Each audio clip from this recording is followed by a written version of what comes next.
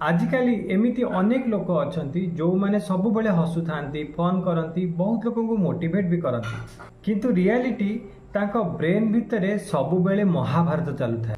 Over thinking रा एमिति एक मायाजाल जोठी बॉडी टायर्ड न थाए किंतु माइंड कंप्लीटली एडजस्ट हो जाई थाए।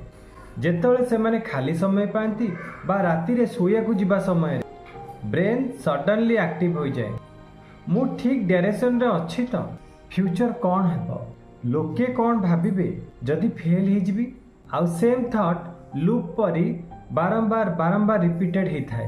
आउ केते लोकों क्षेत्र में ओभर थिंकिंग रा कारण फ्यूचर नुहे पास्ट अतीतर किछि जिनिस किछि घटना ताका मन रे एमिति छाप छाड़ देई थाए जोठी से फेल हो जाइथांती जो डिसीजन पई से वर्तमान भी रिग्रेट करूछंती ताकू से सुधारिया पई लागि पड़ंती।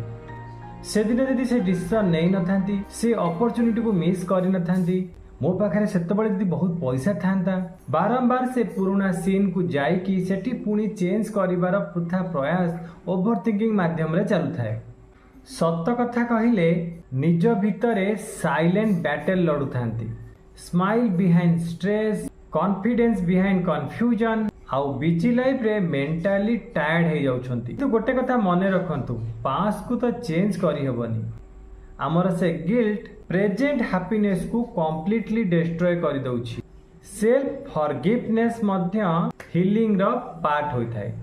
जदि a concept Kahar real life सहित टच होउछि ताहाले निश्चय लाइक करिवे।